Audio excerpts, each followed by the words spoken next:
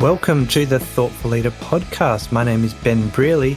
I'm a leadership coach and the founder of Thoughtful Leader.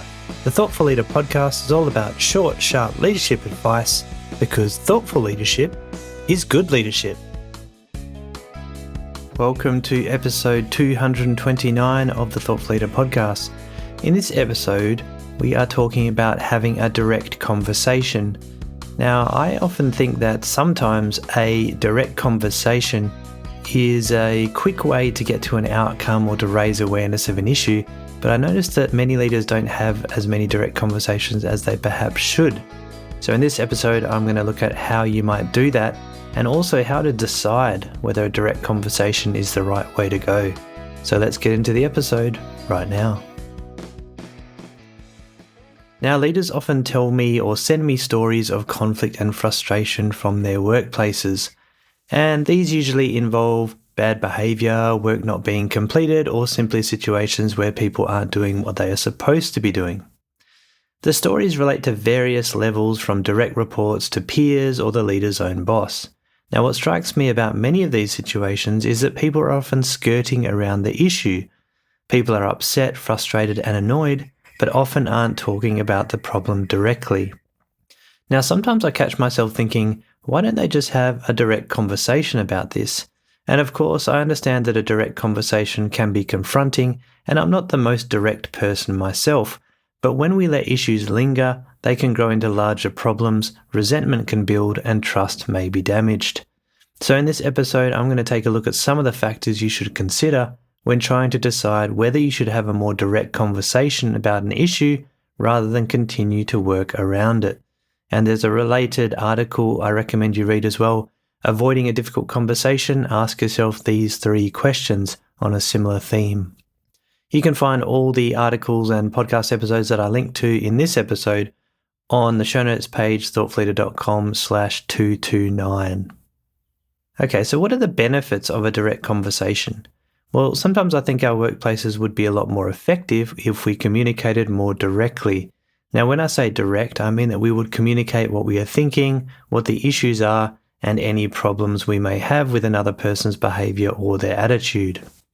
Now, instead of hoping the other person picks up on the social cues we are giving out, we let them know our position more directly. Instead of hoping they notice how badly they're behaving, we let them know what impact they are having. Now, in my view, there are several potential benefits to this.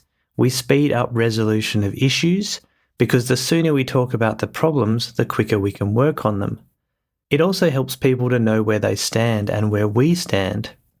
Instead of hoping people ask us what we think, we just tell them. There's less possibility of confusion that way. And also, we raise awareness. Some people will bumble through the workplace without any idea of the impact they are having on others. And a direct conversation can provide opportunities to raise awareness instead of enabling people to drift along. Of course, direct conversations can be uncomfortable. Instead of being nice and friendly, you are potentially raising topics that are sensitive or confronting. Now, it's hard to cross that discomfort barrier, but when there are challenges to be overcome, it might be worth making the effort. So let's clarify something here about what we mean by a direct conversation. So, to me, it means directly stating what is on your mind or what you have observed that is not working for you.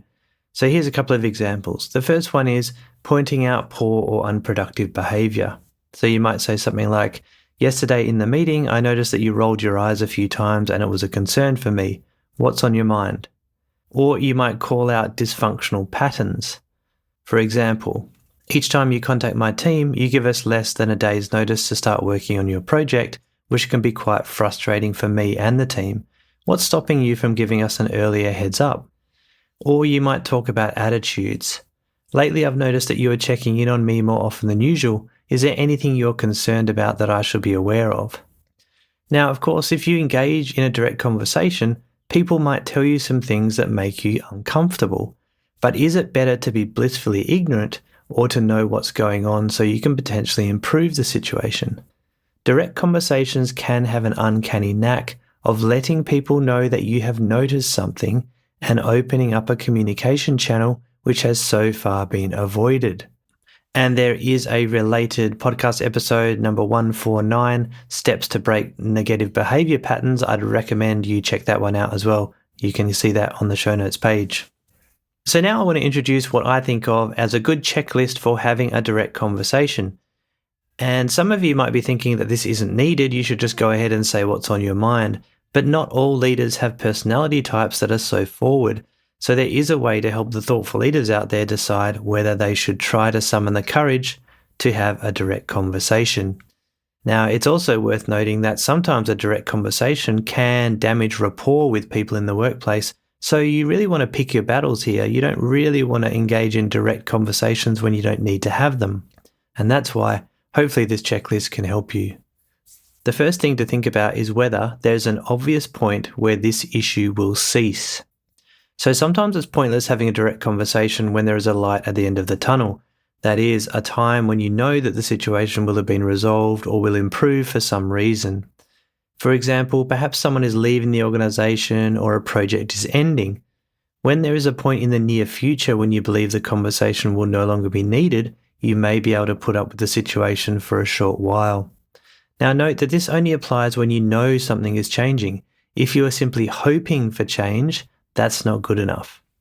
The second thing to consider is whether the softer approach is working or not. Sometimes leaders work around the problem rather than tackling it directly, but it's not always good to go in all guns blazing with a direct conversation as the first course of action. Sometimes a softer approach can encourage people to make change as well. Now, a softer approach might mean providing support, making an effort to be more collaborative, or setting clear expectations about what you need from the person. Now, these approaches provide the opportunity for the situation to improve without having to test the relationship too much.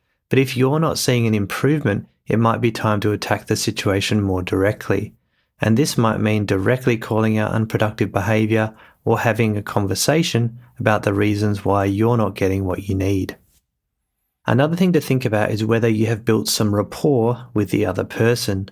So good relationships are built on rapport, and rapport refers to whether two people get along with and respect each other. Now, when you have a strong rapport with someone, you are more likely to be able to have a challenging conversation without causing lasting damage. Without rapport, you may go past the point of no return. Now, I like to think of rapport as being like a bank account. You do things over time to build rapport, like being helpful, credible, friendly, or showing an interest in the other person. And that bank balance will build up, and one day you might need to spend some of that cash in there.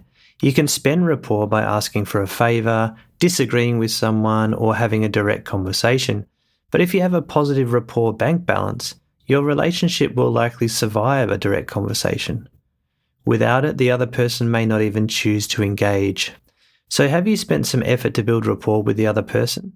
You never know, this might be part of the cause behind your issues in the first place.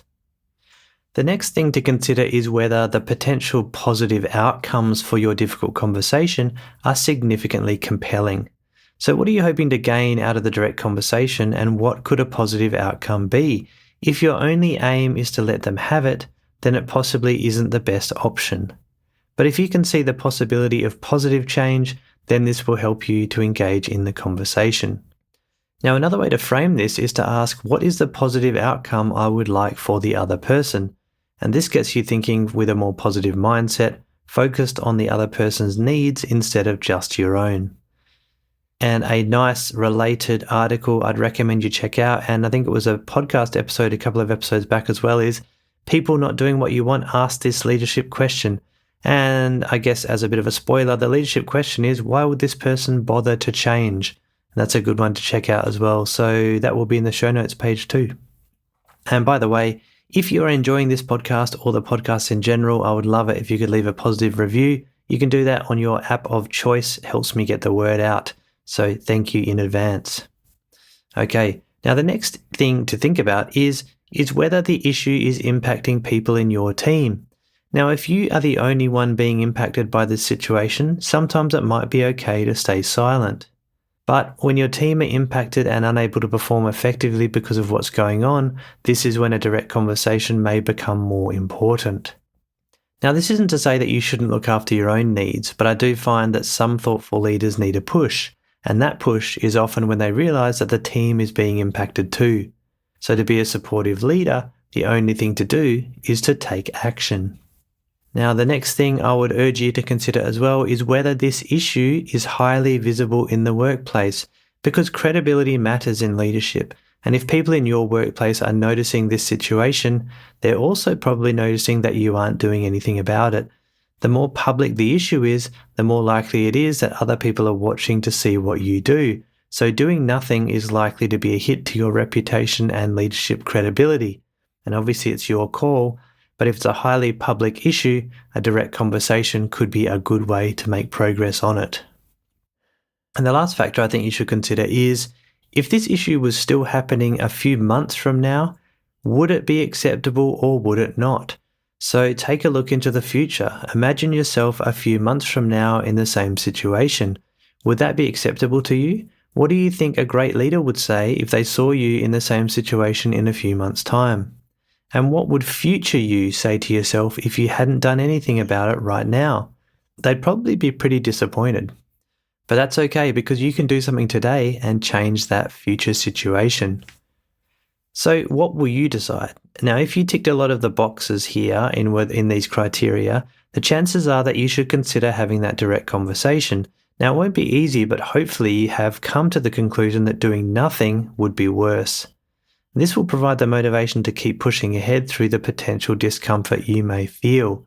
So a better future in your workplace could actually just be a direct conversation away. So think about whether you could benefit from taking a little bit more of a direct approach. And I'd love to get your feedback on this one. How do you decide whether you should have a direct conversation, and have you had success in these conversations, or have you struggled with them?